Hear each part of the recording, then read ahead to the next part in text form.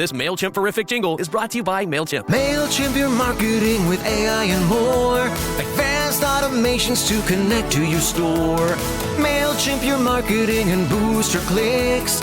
Multi-channel campaigns now with SMS.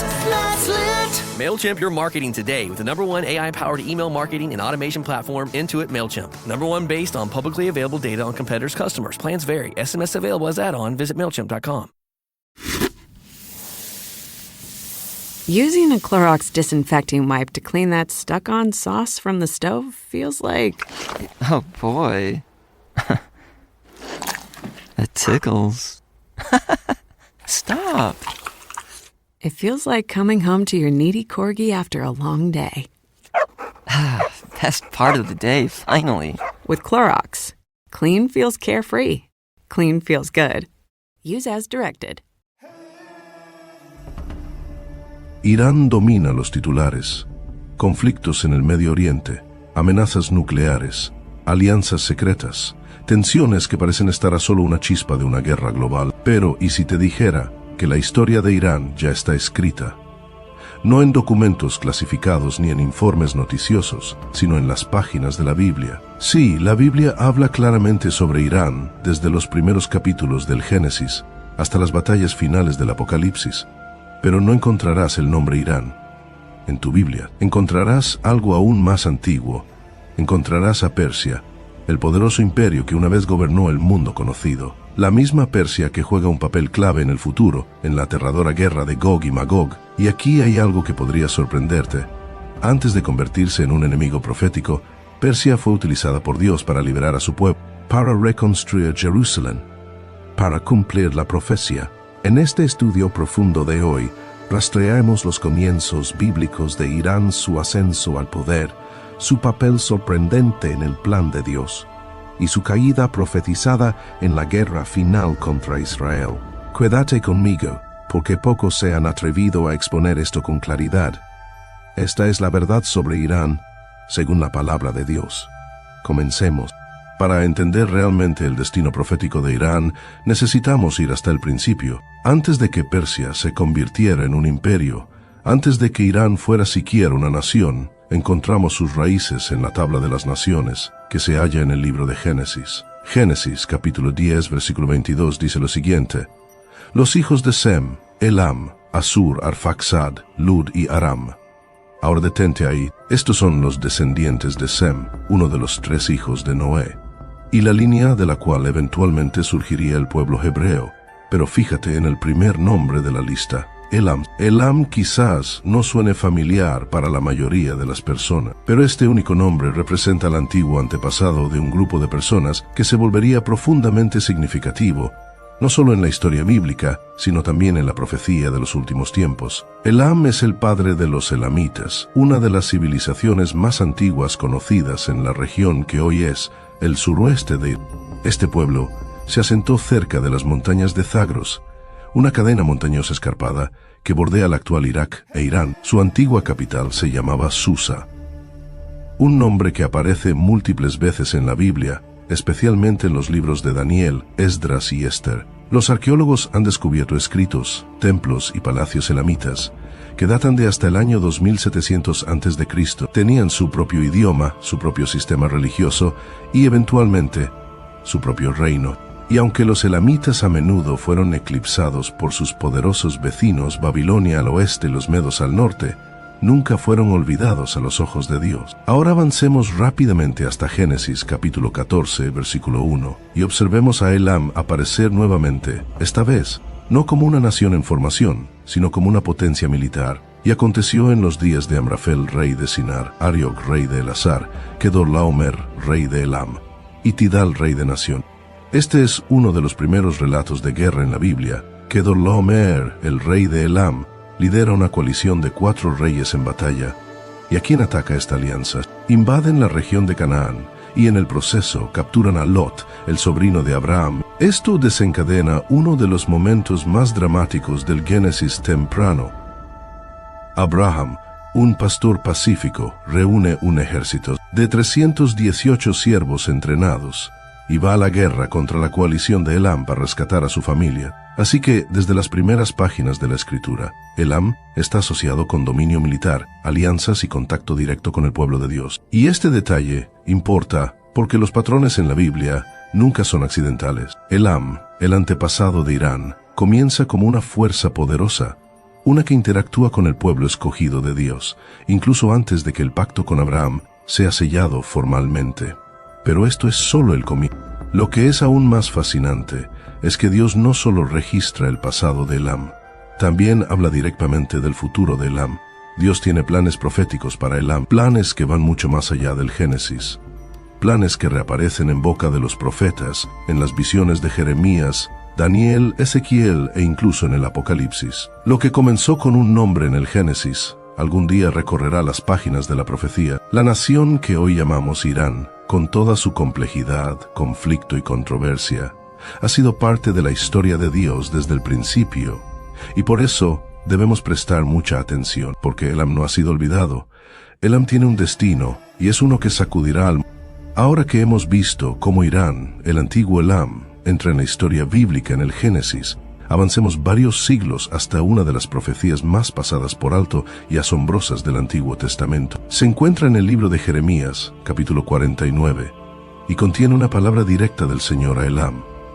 No es solo una mención, no es solo una referencia pasajera, es una declaración profética sobre la destrucción de esta nación y su restauración. Esto es lo que dice, comenzando en Jeremías, capítulo 49, versículo 34.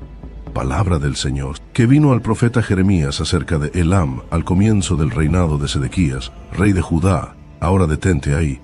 Este mensaje es tan importante que Dios lo marca con una fecha. Llegó al comienzo del reinado de Sedequías, alrededor del año 597 a.C., justo antes del exilio babilonio.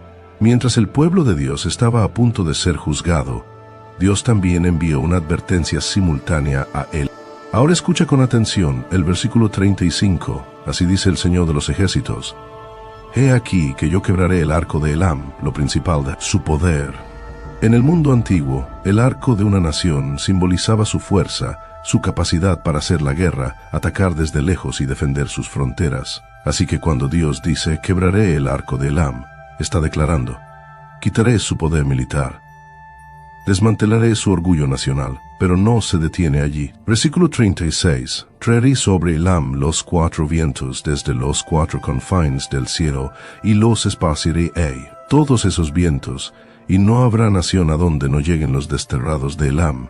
Esto es juicio a escala global. Dispersión, desplazamiento, humillación. El pueblo de Elam sería exiliado, disperso por toda la faz de la tierra. Su imperio se derrumbaría, su unidad se disolvería.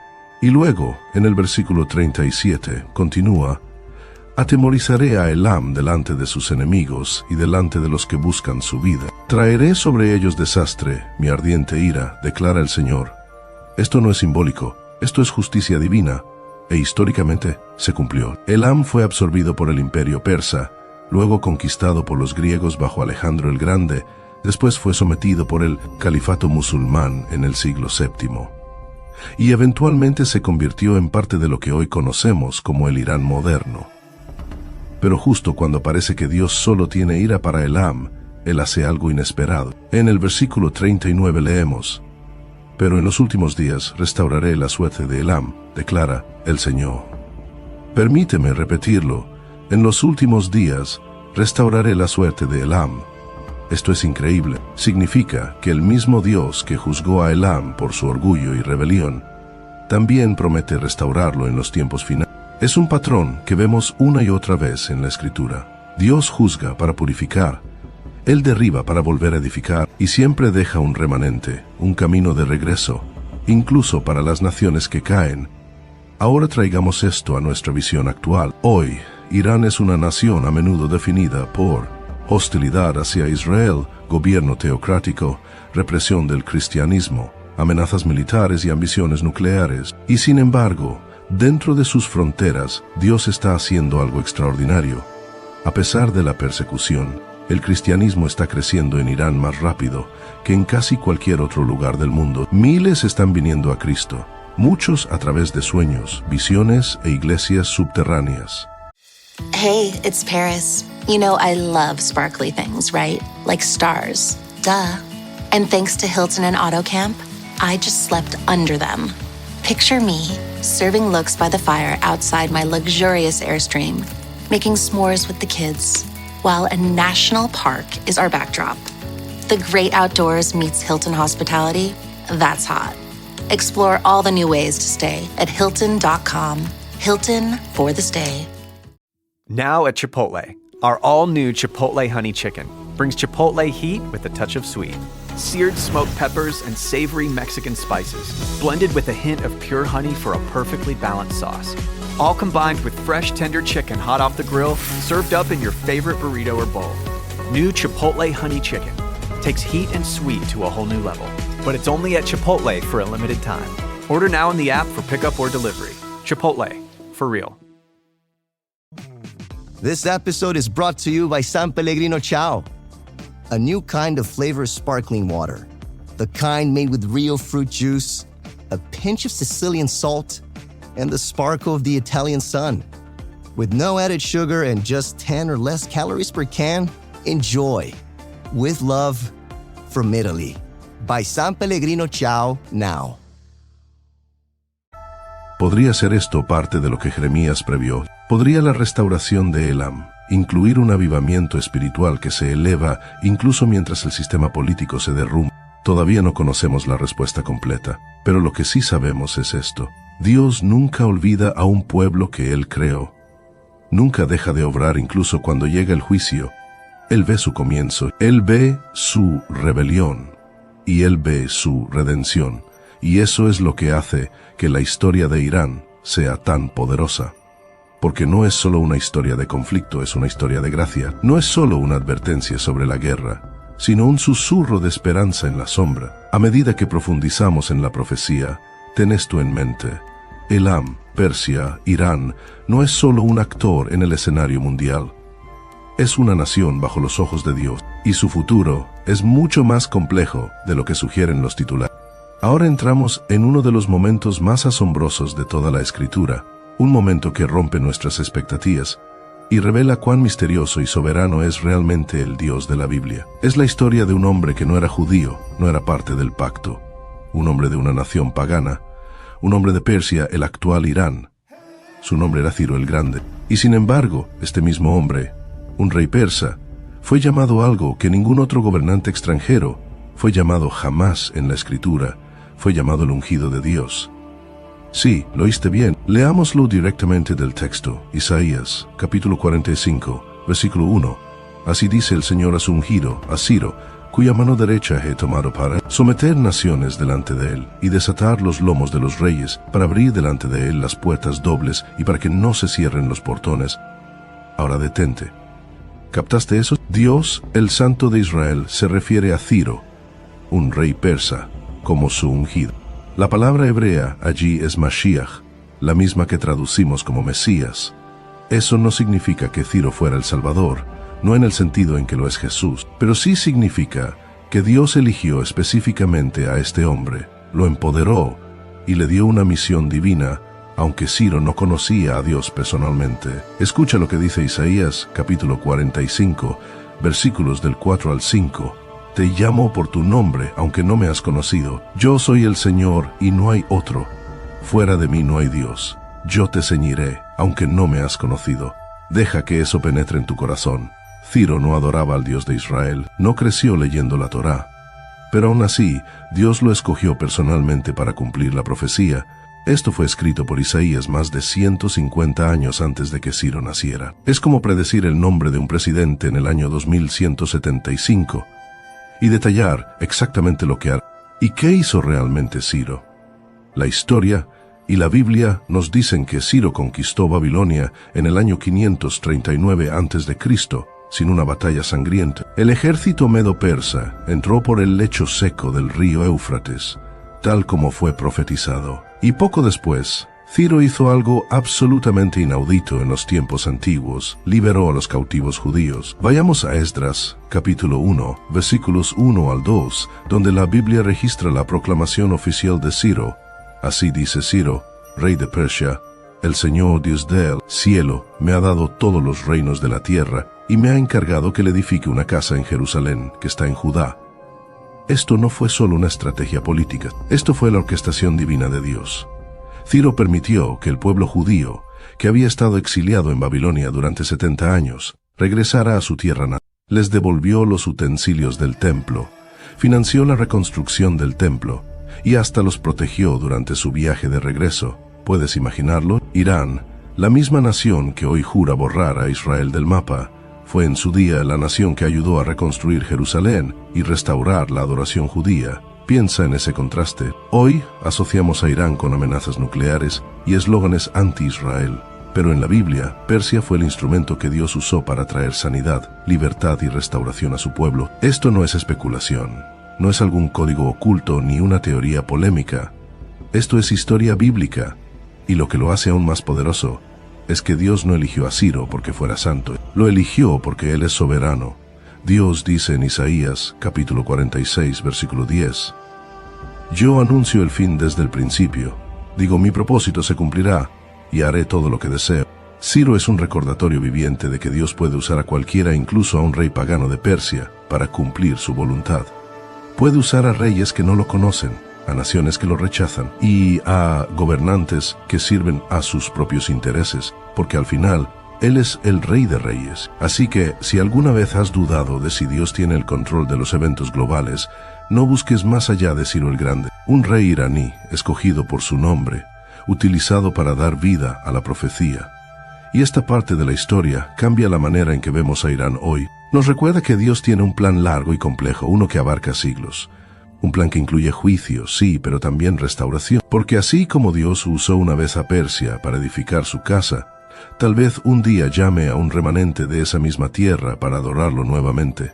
No en templos de piedra, sino en espíritu y en verdad. A medida que continúa la historia de Persia en la Biblia, entramos en un tiempo de restauración, pero también de gran riesgo.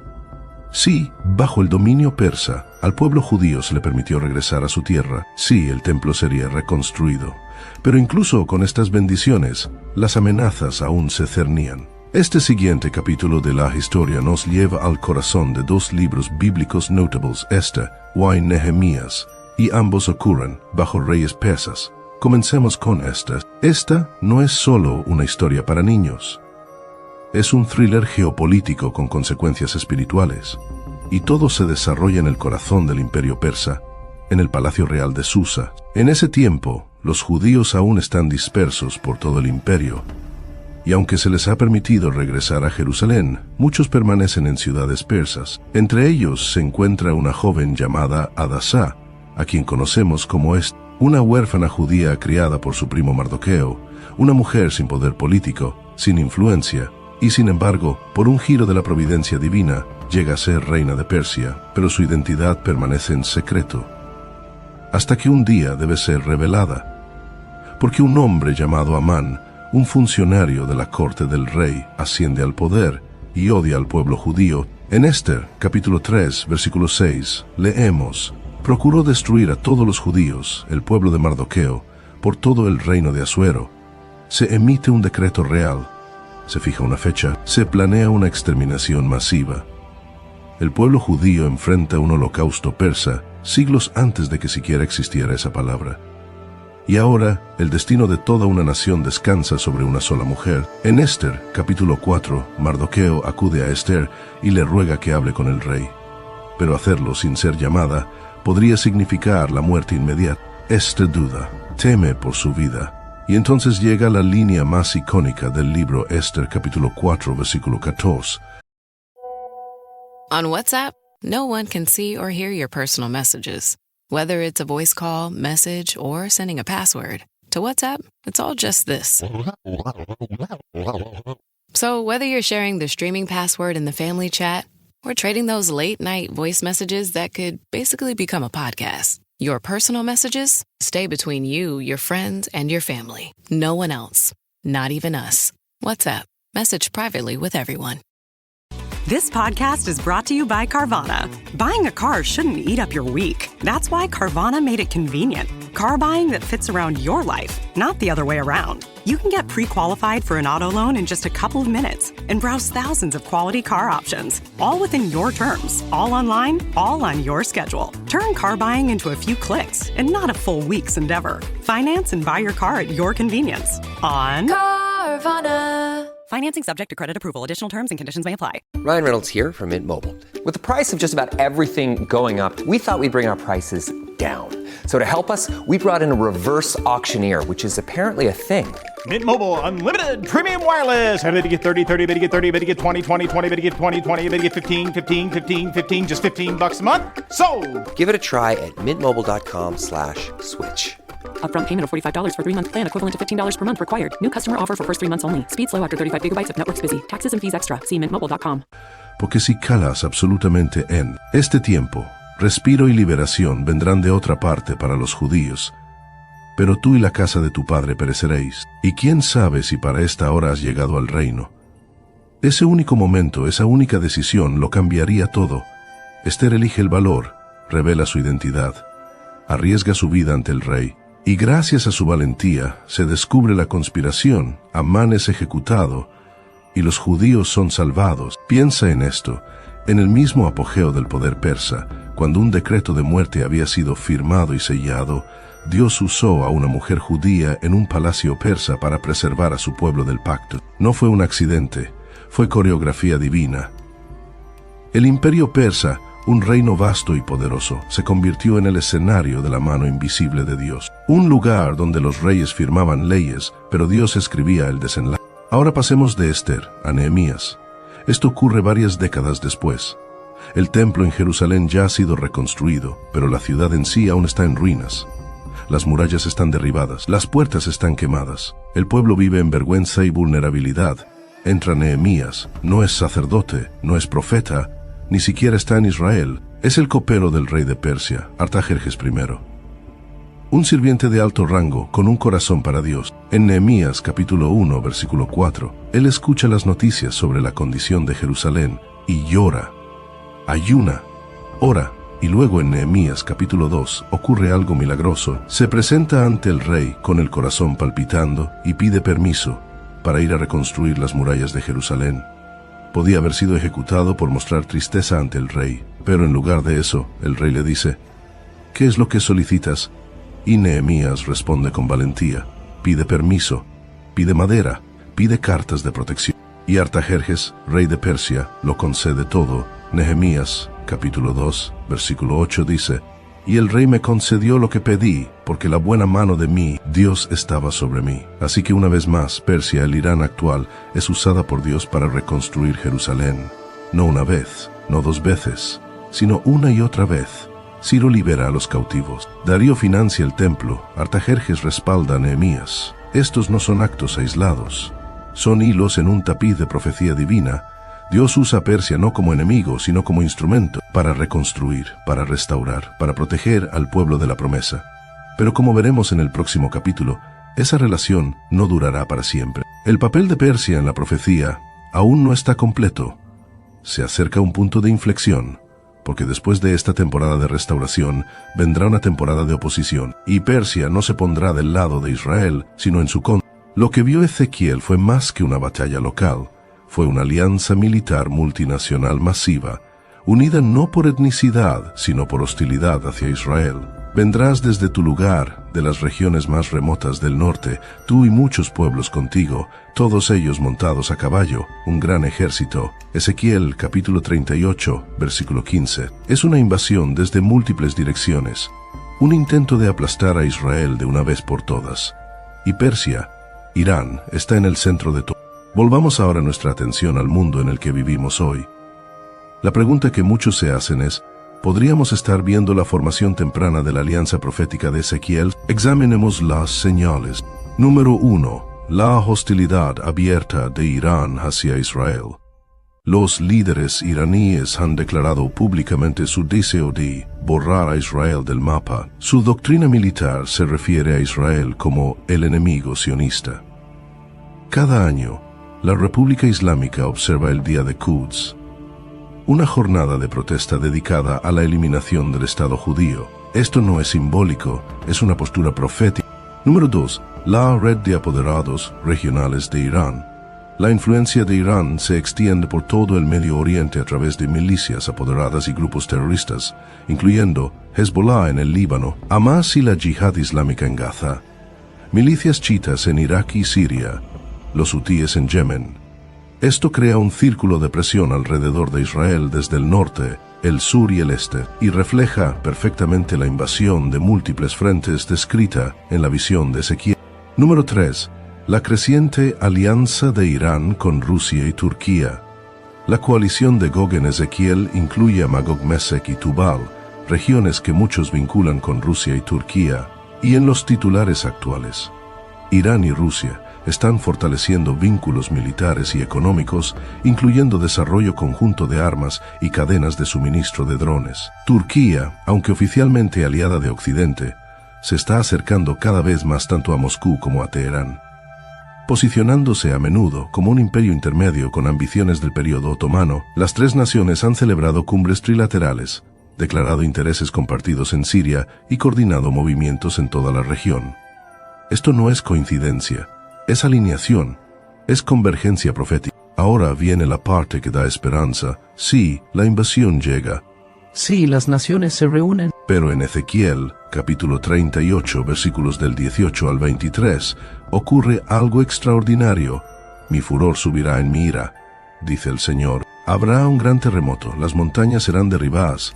Convocaré la espada contra Gog, con pestilencia y derramamiento de sangre entraré en juicio. Haré llover sobre él piedras de granizo, fuego y azufre. Y entonces el propósito queda claro. Así mostraré mi grandeza y mi santidad, y me daré a conocer ante los ojos de muchas naciones, y sabrán que yo soy el Señor. Dios no permite que esta guerra destruya a su pueblo. La usa para revelar su gloria. El mundo verá que Israel no está protegido por poder militar, sino por la mano del Dios Todopoderoso. ¿Podría estarse formando esto ahora mismo? La respuesta es: nadie conoce la hora exacta.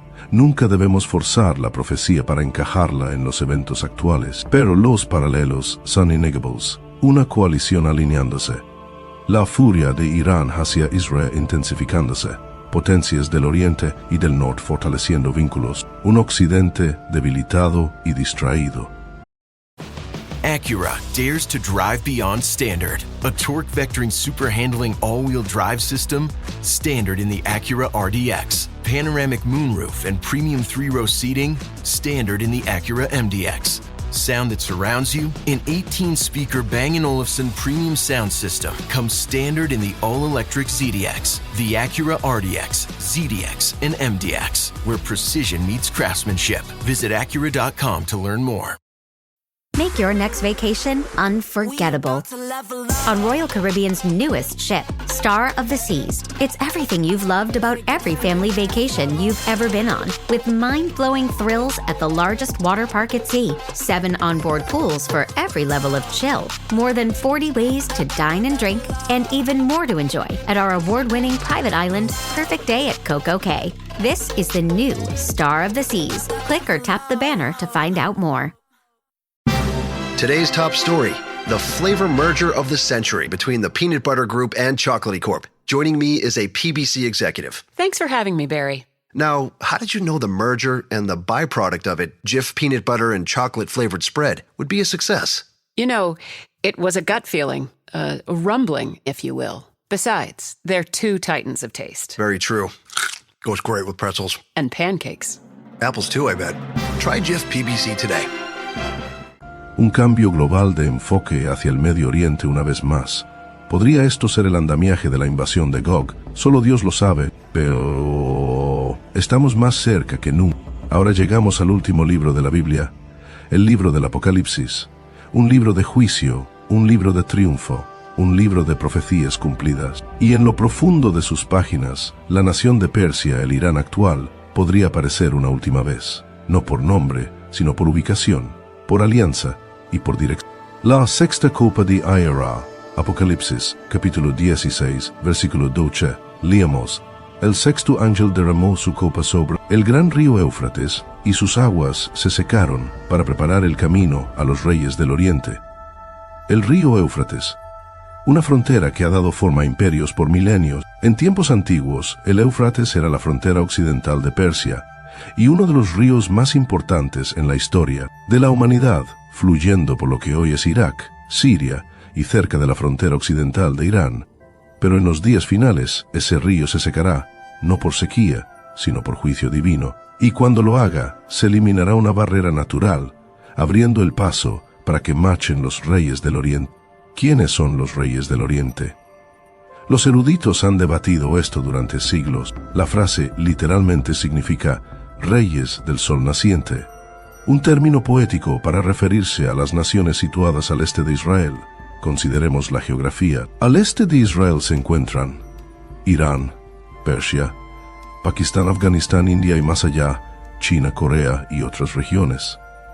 Algunos estudiosos señalan el surgimiento de potencias militares panasiáticas. Otros sugieren una coalición musulmana, dada la demografía religiosa dominante. Y otros más creen que podría tratarse de una fuerza combinada, unida no por política, sino por engaño demoníaco, tal como lo describe más adelante el Apocalipsis. Pero aquí está el punto clave.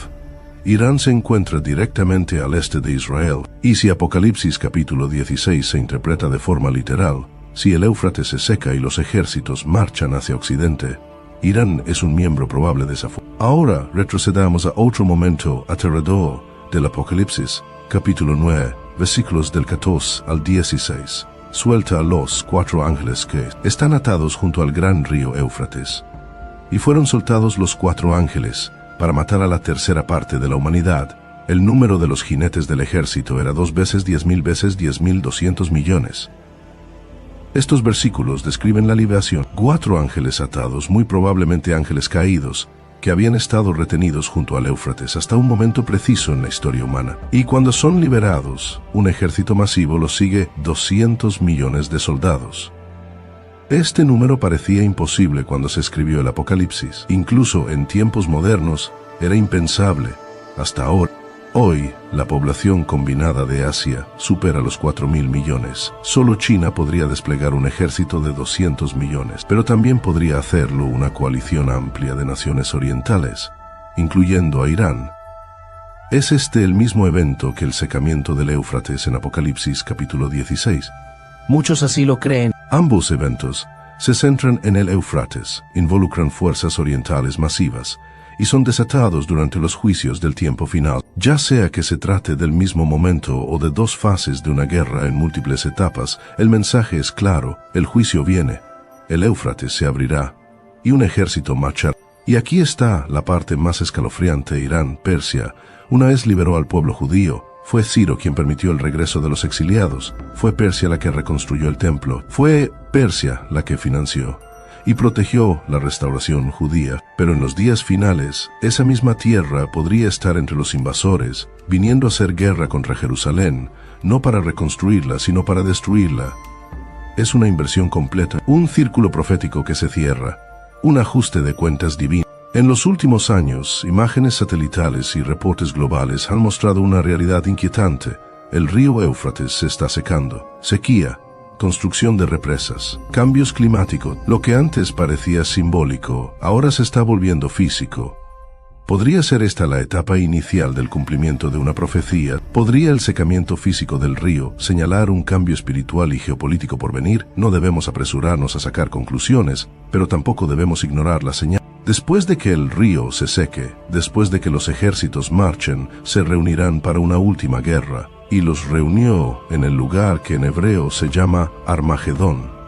Apocalipsis capítulo 16, versículo 16, y es allí, en Armagedón, donde Dios pondrá fin a todo, no con tratados, no con alianzas, sino con el regreso del Rey de Reyes, Jesucristo.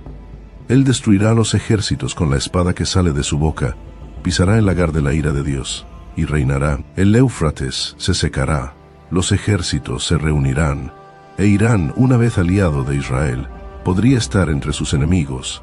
Pero incluso ahora, Dios no ha terminado con Irán. Hay quienes dentro de Persia hoy están volviéndose a Cristo, que están rechazando las tinieblas y abrazando la verdadera luz. Así que, incluso mientras el mundo se prepara para la guerra, Dios prepara corazones para la redención, porque detrás de la profecía, detrás de los titulares, todavía hay esperanza. Entonces, ¿qué podemos decir?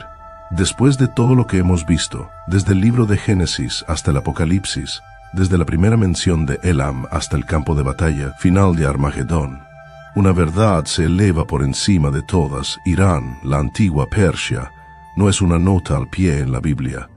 Es un personaje central, una nación que Dios ha tejido en el tapiz de la profecía, no solo como advertencia, sino como testimonio. Comienza en Génesis como uno de los hijos de Sem, se eleva a través de la historia como el imperio de Ciro, escogido por Dios para liberar a su pueblo.